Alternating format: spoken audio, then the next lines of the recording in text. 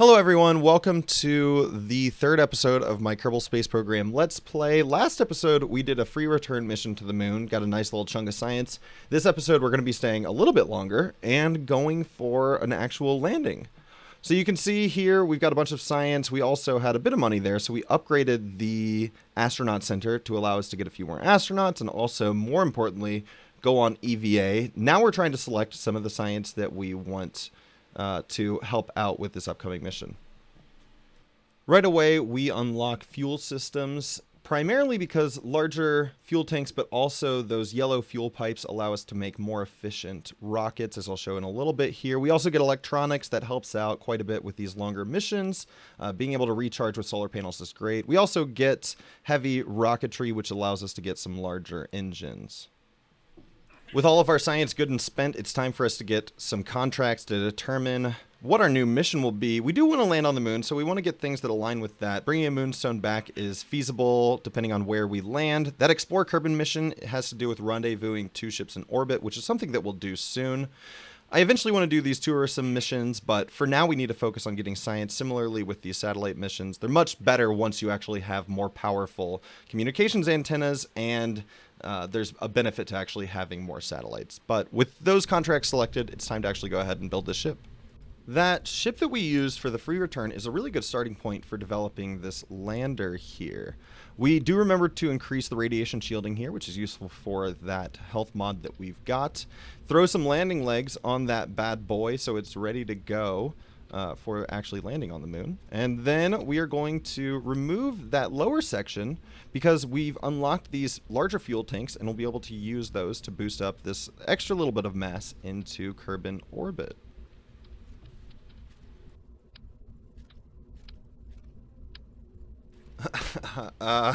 After a little bit of trouble there with figuring out what is the right size fuel tank, I throw some big boys on there and also throw these Tomcat or Bobcat engines, which I like quite a bit down there. They're very good low atmosphere engines. Lots of good thrust and pretty good ISP, and also they just look cool. So once those are on there, I throw on these external fuel tanks as well, along with some engines there. We also use these fuel lines so that we can use up fuel from those outer tanks first and then detach them once they run out. I'm also throwing some lights onto this lander so that once we get down towards the surface, we'll be able to turn those on if we're landing on the dark side and see how close we are to the ground. Throw on some struts to make things strong, and after that, it looks like everything is pretty much good.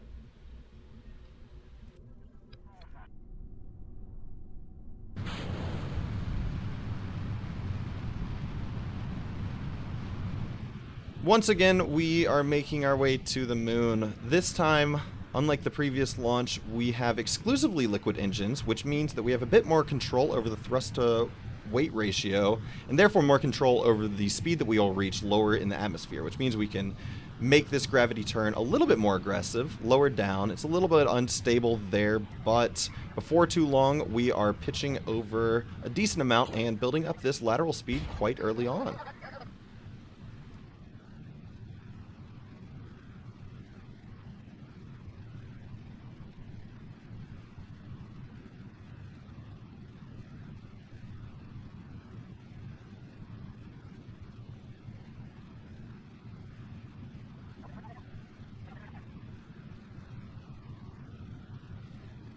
And before too long, we have just about reached space. Go ahead and fast forward through that final little bit of the upper atmosphere, collect a little bit of science, and then we are going to warp ourselves to the apoapsis, circularize, and get ready to burn to the moon.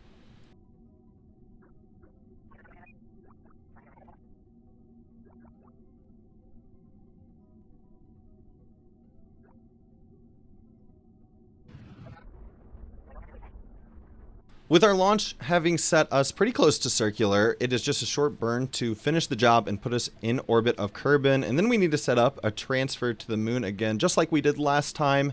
You wait for the moon to be just coming over the horizon of Kerbin, do your burn, and you will end up very close to the moon and just have to make a few adjustments to get the trajectory that you'd like.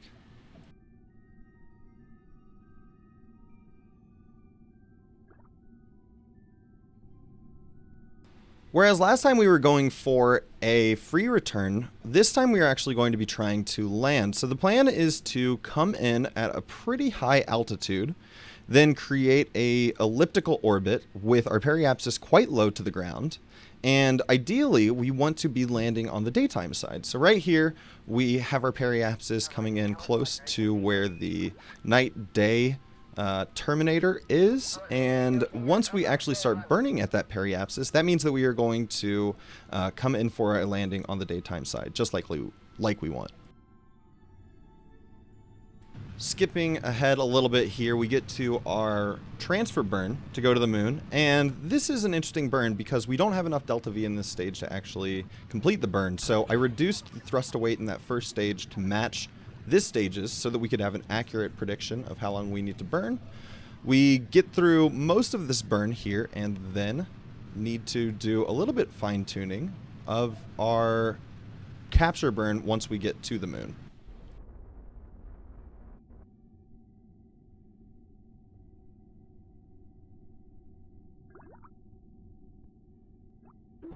Adjustments to that burn having been made, we get a little bit of science, align ourselves with the burn that we will need to make once we reach the moon, and go ahead and warp our way into the moon's sphere of influence.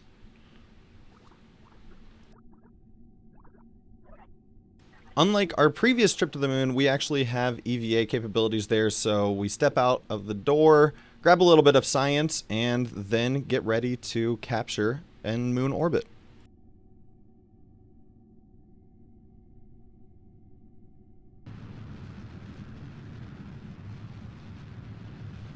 Just like that, we have a beautifully low periapsis and are just about ready to begin our final approach for this landing. Just before making this first landing burn, we see that there's a little bit of EVA science available, so we grab that, hop back in, and then align ourselves for this first burn, which hopefully will allow us to land into this large crater here. In this mission, we are blessed with an abundance of delta V, so we're going to be able to do this landing in a number of burns to make sure that we can land precisely where we want to here. So right now, we are starting off with this initial burn to bring us in a bit lower over this crater that we're going to be aiming to land in. And right when we get that landing target there, we stop and are going to fast forward a little bit to our next burn. Burn number 2 coming in here, we just tune things a little bit to place ourselves into this crater.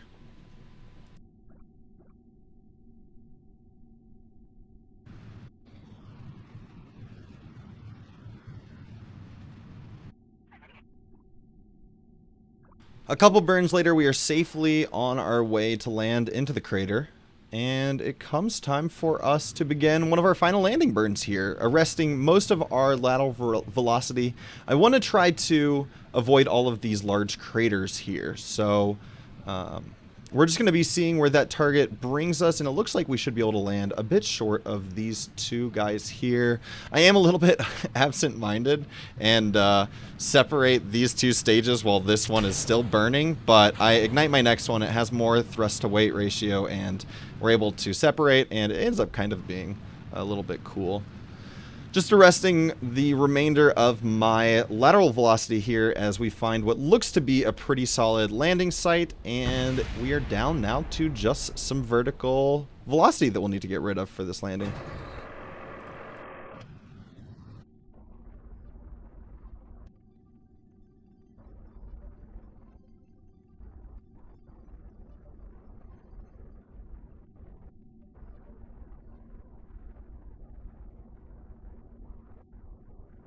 Having been blessed with an abundance of delta V, we're able to come in for a very smooth landing here.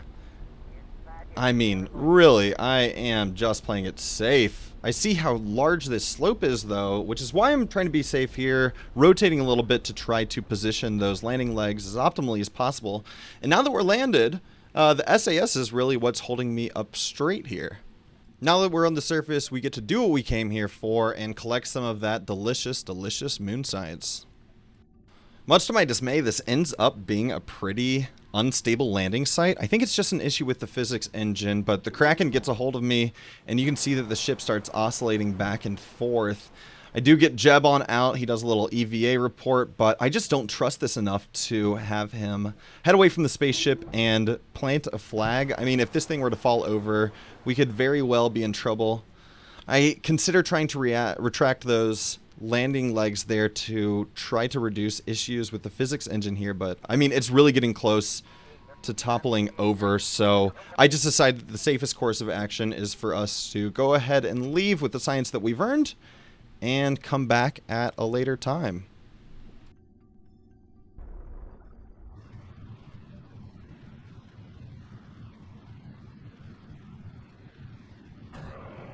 What with there being low gravity and no atmosphere, returning back to orbit from the moon is very easy. And once our apoapsis is about 11 minutes away, we go ahead and set up our circularization burn, and then we've also got enough time to set up our return burn.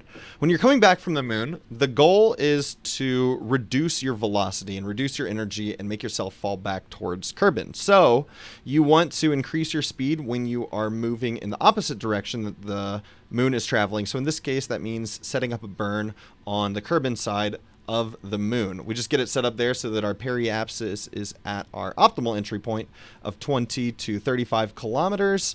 And then we align ourselves and get ready to get out of here.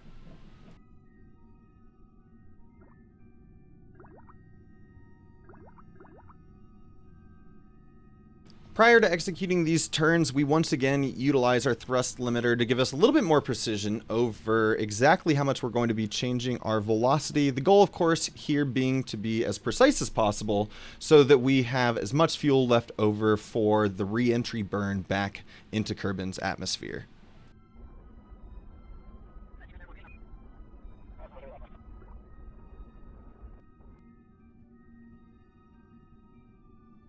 Our circularization burn having been completed, it's now time for us to get ready for this return burn. We increase our thrust just a little bit here to give us a 43-second burn time. Align ourselves and fast forward to the return burn.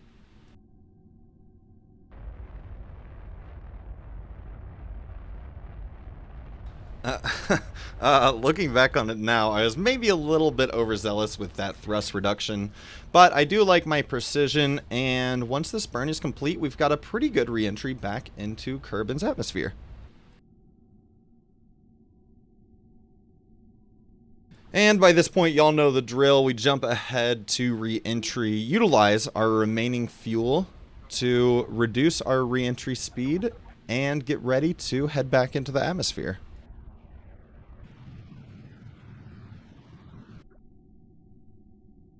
Once again, we say farewell to our lovely, helpful, beautiful booster stage and wish it the best of luck on re-entry, which I'm sure will go wonderfully for it.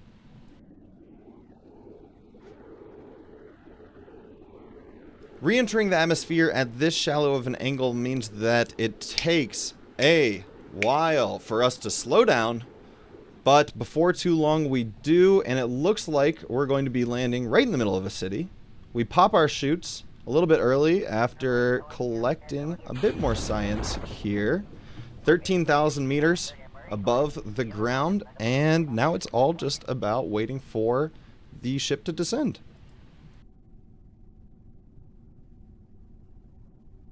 As much as I imagine y'all enjoy watching a ship descending under parachute, I figure it's not necessary to watch the whole thing, so let's just jump ahead to touchdown where we get one final little bit of science, and I believe we can call this mission complete. As you can imagine, it is a hefty load of science coming back. 470 points means a lot of science, a lot of technology that we can unlock here in the tech center. Miniaturization for the little goo deployable, space exploration for the other deployable there, flight control for the SAS. Looks like we're getting advanced construction for the fairings and little robotic parts, and advanced flight control for the lander and the SAS modules. And of course landing for the large landing legs, but that's about it. And I believe that that's going to be the end of this episode. So thanks again for tuning in, y'all. And I look forward to seeing you next time.